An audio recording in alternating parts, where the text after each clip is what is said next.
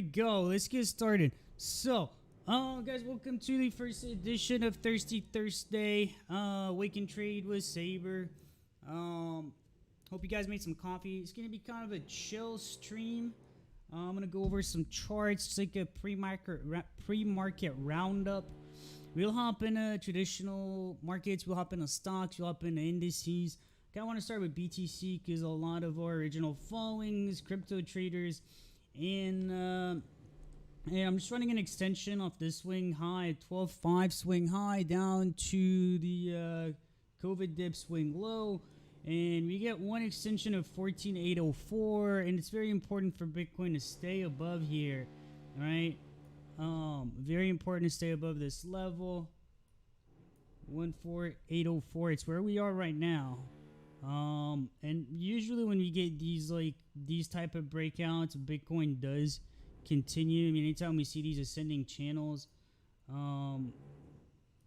I don't know if it's just a BTC thing. I haven't seen them very prevalent in other markets, right? But if we've seen one here, we've seen one here, we've seen one here.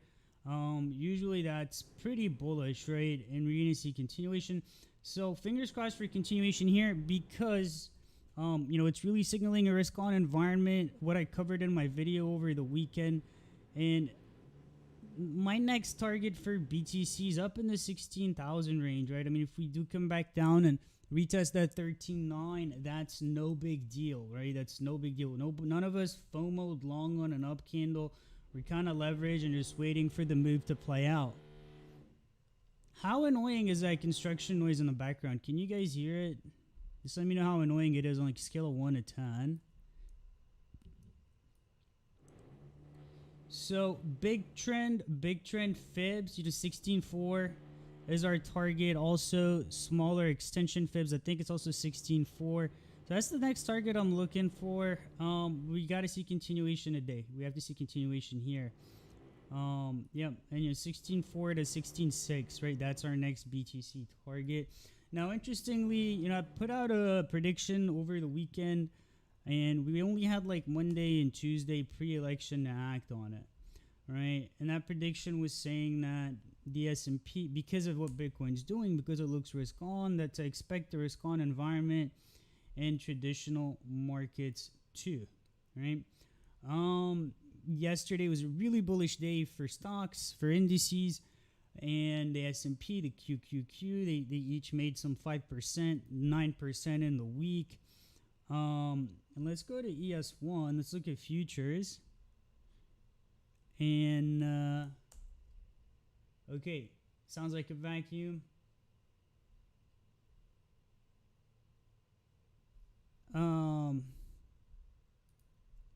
Okay, so it's not bad.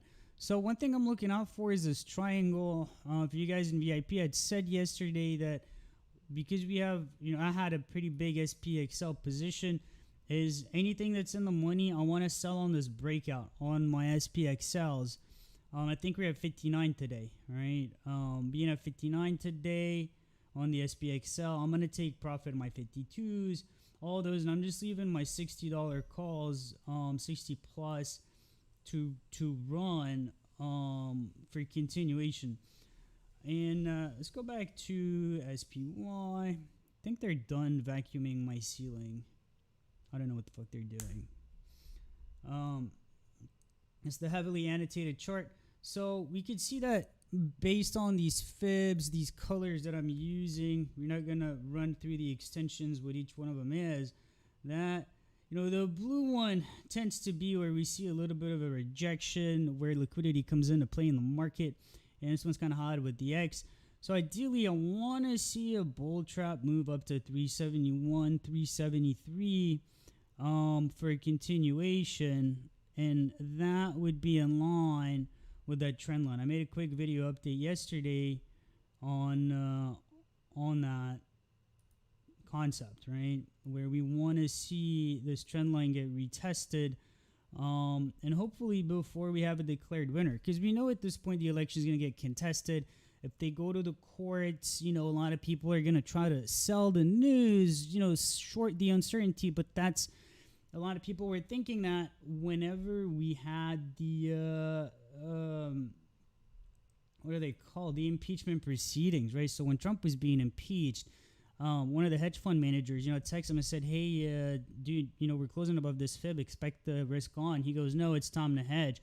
So I'd lean bullish. The longer this thing goes in the courts, the more bullish we are. Earnings were really good last week. They're still coming in hot. Earnings are good. NXST's earnings beat 30%. Facebook beat. Everybody beat earnings. So there's no reason for that sell-off last week. And even if Biden was to win and we were to go into lockdown, he wouldn't take over until like next year. So we still have 2 months. And then you got to remember, if the economy's open, business is open, then we got the holidays, right? It doesn't quite make sense to be bearish. Now, looking at the QQQ, very similar to the S&P. It did have a lot more momentum. It is in a hyperwave. The SPY is not, right? So very important to hold 283 as support. It's also doing that symmetrical triangle. So at this point in stock market, we're playing these symmetrical triangles, and I'm playing these symmetrical triangles. Looks like pre-market's at 294. Let me look at the NQ chart. I mean, if the NASDAQ, if tech is going to break that triangle, it's probably going to do it before the S&P does. And I don't know what this fib's doing here, but it's probably going to do it before the S&P does, just because of momentum. And we still haven't broken yet. So we got to look out for the triangle break. That's going to bring a lot of FOMO into the market and hopefully send us higher. Now, going back to staying at the NASDAQ, I missed this last stop. I couldn't find the fib extension for it. But after the fact, I think it was this extension, this range extension that played out. This is NQ1. I'll go back to the QQQ chart, but I'm firmly positive that it was this one. So let me go to QQQ. Just because I've found it, right? And it'll give us a better measure, and that's also what most of us are trading. We're not quite trading the futures. And so we do have to hold 283. And this last top that needs to be taken out. And anytime you have a triangle like this, that means momentum is building up in this trade, right? So the more momentum we have, the more likely it's going to break out, right? So at 304, 305 was an extension of that previous dip, right? I'm trying to line it up just right, and it doesn't want to do that right now. I think got too much happening, but there we go. So 301 was an extension here. So, if this gets taken out, if we take out 301 again, then I want to see that run up to 328, right? And for you guys that have those March calls with me, those March 350s, I mean, they were down to 80 cents during the crash right here when we were at 268. These guys, they were 80 cents, and they're probably, if we run up to 328, they're going to be worth, 500, 600, 700 bucks just because they're so far out in terms of date. DXY, we have not looked at the DXY, the dollar index.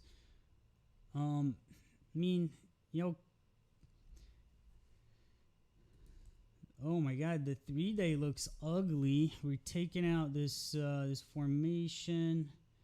Back when we were last week, Kevin, you and I were looking at this thing last week, and we saw this bear flag, and DXY decided to pump. And that was still pre-election, right? But I don't see a reason for it to go up until we raise interest rates. We got to hike up those interest rates. Like, this was a bear flag. It just pumped up and then ended up retracing back down. Let me put up Phantom because it really likes Phantom on the daily.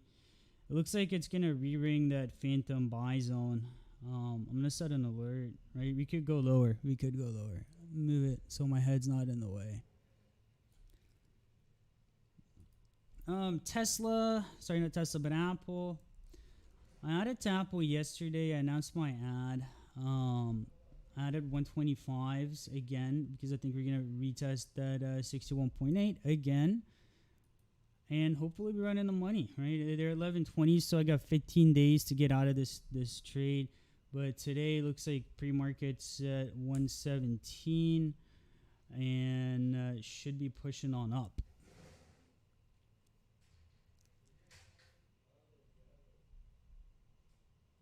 Hi, Pi. Welcome.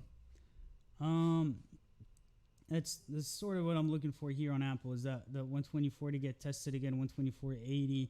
If we can break through that 61.8 retracement from overhead, that 61.8, it's still a bearish retracement until we get an extension mode, or until we get a solid close above. We should keep moving. But with the indices, with the S&P,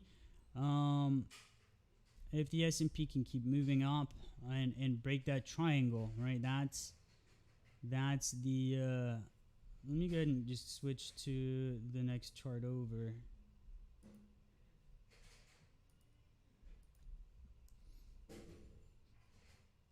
All right, what do you guys want me to look at? We're going to do a power hour style coffee with Saber. You can ask me like fundamental questions. I'm not a fundamental trader. You can pretty much ask me anything, right? Let's just kind of have coffee together, start a new Thursday routine, getting ready for 2021. I really want to yell at these guys outside because they're fucking loud. Excuse me.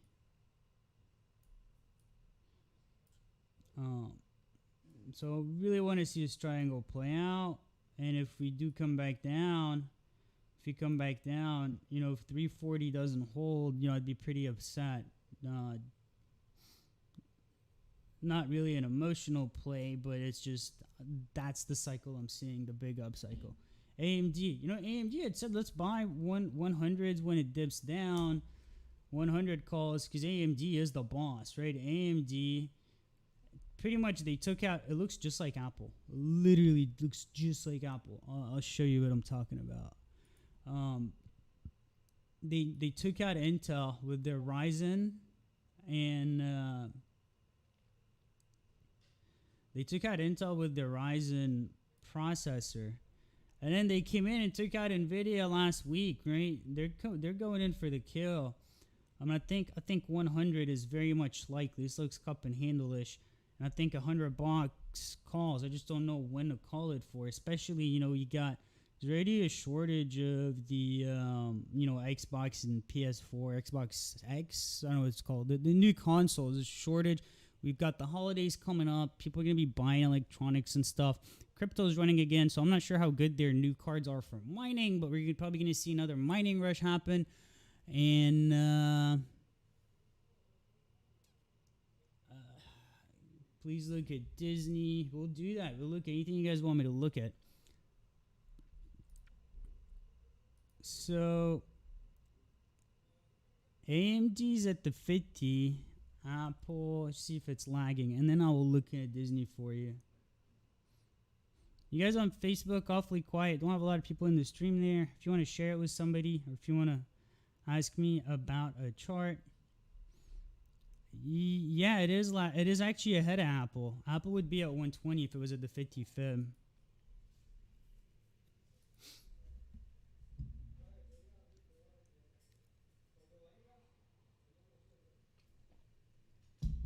Looking at Disney.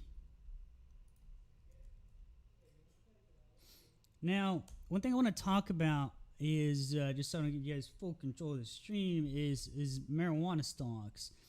About 30 plus states, I think 32 states right now, a lot of them just voted to decriminalize or at least legalize recreational use, right? If you guys in VIP past 2 weeks, you guys know I've been accumulating Tilray and been saying, hey, like marijuana, the industry looks bottomed out. And we'll look at that next. We'll look at that one next. Disney, I don't want to say it's flagging. It's above the 61.8. It's above 124.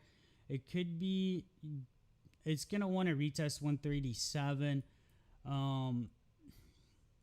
I don't know what's going to give him a big push. If Trump's elected, right, if COVID kind of gets brushed off, then we should see Disney rally probably up to 173. Link USD, I just actually said if Link turns, I did long as we are starting the stream, and then I had to turn off my VPN so I can get the stream going on margin. Link USD just did a small 61.8. Bitstamp, not doing that. Let's do Coinbase. Did a small 61.8 and it bounced really hard. And I think it should continue rounding. I said if we get a bullish engulf, we get volume at 10.1, long it, right? And then it just literally happened. I put this up right before hopping on stream. Let me pull up the actual what I posted. Ray says watching. Can you say watching Link USD here? If volume comes in for a push off 10-1 with a bullish engulf, taking out a big long. And that's exactly what happened. So I think Link's going to continue up from here. I'd probably want to run a retracement. We're going to look for a 61.8 bearish retracement. So it should push up to 10.9, continuation to 12.1. And if we keep, if Link can push up to 12.1, maybe retest 11, and BTC is still running, ETH is still running, we get another upwards push. Immediate targets are going to be 12.1 and 10.9.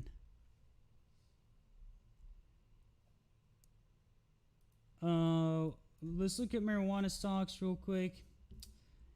It's MJ, the marijuana ETF. I mean, look at that. We're at 11.95. It gapped up today. I'd hate to bring this up on stream now, but you guys know, we bought Tilray calls. I think they're January 2021, and I started this position, and I've just been adding.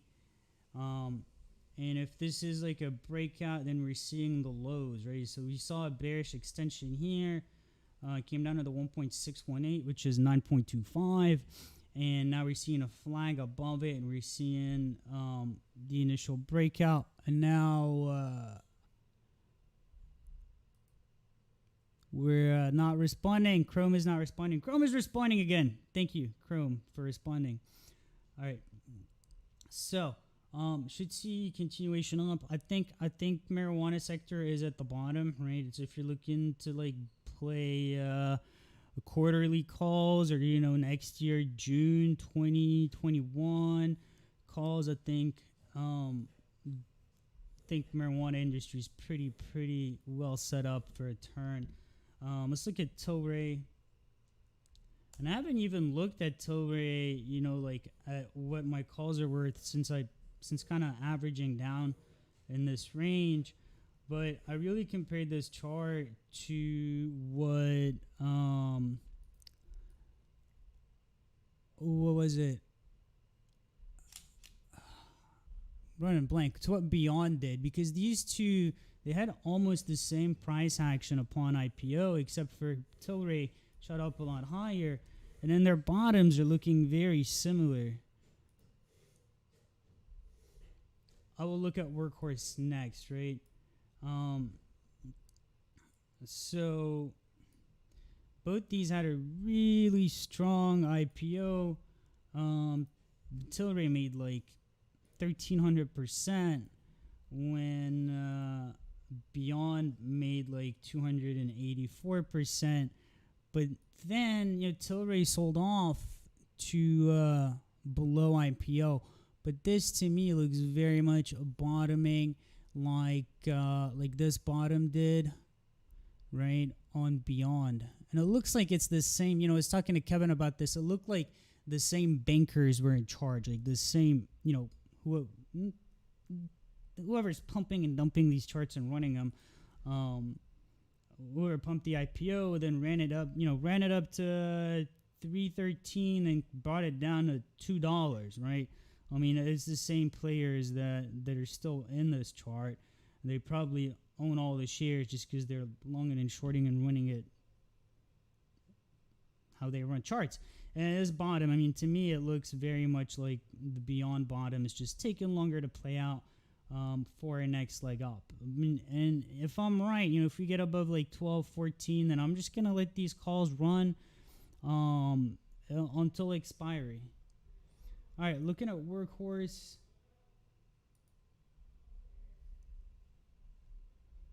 I would not trade altcoin BTC right now. Altcoin BTC is the most dangerous pair. Just to go back to that link USD link BTC. If you're gonna, I'm only trading alts on margin, and I'm like 50% BTC, 50% Ether. Man, my Workhorse, dude, I'm so disappointed. I'm a little disappointed in this one. I averaged down, and those calls are probably gonna end up being, I'm not gonna say worthless, but they might, right? They might. I'm not sure what caused the turn other than the market being like way too overvalued. Let's run our fib extension. Again, it looks like a decent range high because we have two highs here. Man, okay. All right, Workhorse. If it doesn't get above 16, I would not touch it until it's 12.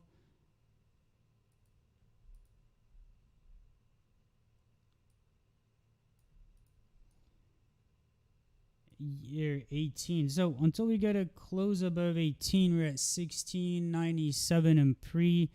I would think the trend is over. Let's look for 13.4. We got to counter trade this now. It's too late to I don't like buying puts. I like buying puts up here when the chart is making new highs. That's why I kept buying Neo puts. I mean, they're now underwater, right? But look for 13.4 as support, maybe $8 as support. The one support level in between those two. I kind of messed up on this one. It's $8. There's no in between. 886, 845. It's in the $8 range. $8. I actually started with BTC. It was my first start. There's no second start to a stream. That was what I started with. What else you guys want me to look at? Let me look at some of my holdings. Walmart, Chewy looks like it's headed back up for you guys in Snap. Uber had an amazing reaction because of what happened in California. That one we're looking for a long-term trade too. I got those $50 March 2021 calls. A lot of what I'm trading now is expires in weeks, right? This looks like Bitcoin did after freaking COVID. Looks like Ether did too. ETCUSD, the Coinbase daily, right? You can't deny the resemblance. You can deny the resemblance, but it's there, right? Descending, broadening wedges. It's a bullish formation on Uber. It's weird to say Uber's chart looks like Bitcoin. What else? Walmart. Man, I've got a pretty big Walmart position. I kind of want to see it get back above. We're above that trend line here. I want to see us get back above 146, 153. Walmart Plus, TikTok. COVID. Even if we go in a recession, this thing is recession proof. When you don't have any money or enough money is when you go shop at Walmart, right? If you want discount vegetables, discount anything, that's when you shop there. But it's critical to hold above 142. If we get up under 142, I'll probably exit that position. I'm going to add an alert here.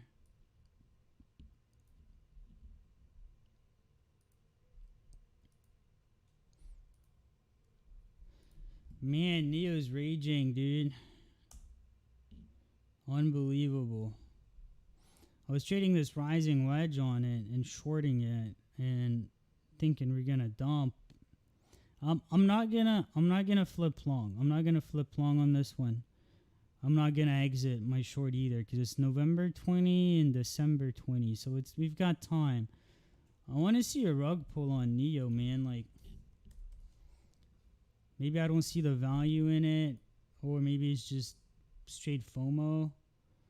But volume is still good, man. I haven't seen much distribution. Maybe I shorted too early. I'm not going to add just yet.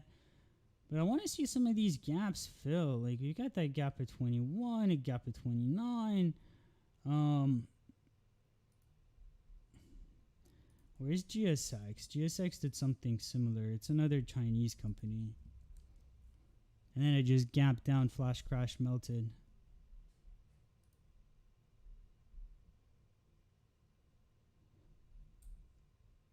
Alright, so we might be seeing the blow off on Neo. So I mean, kind of let me chart it, and so I don't. A little bit of a rising wedge, right? Came back down, another rising wedge. Hopefully, it gets sold off. Not quite the same wedge, but hopefully, we're seeing something like this. It's just a pure blow off before a correction, and then another correction. That's my hopes on Neo. But I'm not averaging down anymore. Unless they go to like 2 cents, then I'll buy a bunch of puts. I do have 27 puts and 29 puts.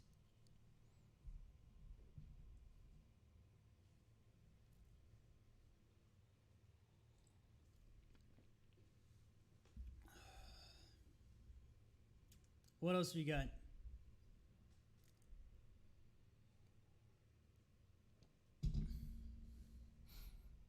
So just kind of recap the stream. You know, look at marijuana stocks right now. If you just want to long something that's gonna last a while, you can just ride it out. S&P, that ascending triangle formation. I'd love to see a breakout. I don't know if it's gonna happen today. The longer the election is contested, I think the stronger markets are gonna push. Support on the S&P is gonna be at 339. Support on the QQQ. Don't know these levels by heart, but we'll pull it up. Support on the QQQ is going to be 283. And as long as these like midline, upper part of the triangles hold, that's good. If we go lower, then I'd probably want to counter trade again. And it looks ready. It looks ready to roll. That's my opinion. Especially like the more skeptics there are in the market, the harder it can rally, because it's just going to create more FOMO, just like during impeachment, right? That's my perspective.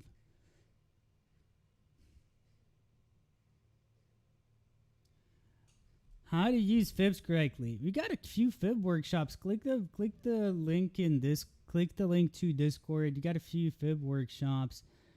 I'm actually writing a book on fibs. I did a live workshop for the UTS Crypto Society like a week or 2 weeks ago. They're on Facebook. If you join that group and just watch my live workshop, I'm not gonna go into that fully, but yeah, I think fibs command the market.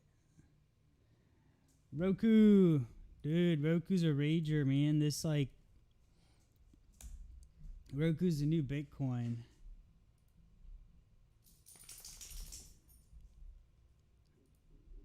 So, okay, how do you... I'm looking for an extension, right? Just to answer pi. So you're going to look for a swing high, which is right here. Go down to a swing low. And then, bam, right? We get our extension targets. And now we kind of have... a little bit of a roadmap, like where is support to wait, where's resistance 225, next target's 249, and next bearish target is 179. Now, yes, I can find other extensions and rejection levels in between these two, but that, in terms of the trend, that is what's happening. Going back to here, right? Fibs are awesome, man. They really are.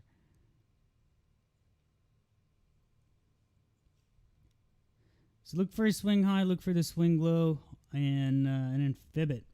So Coach Kev, Kevin Wells, looking for 240, the 240 range. I think 240 calls should be good on Roku.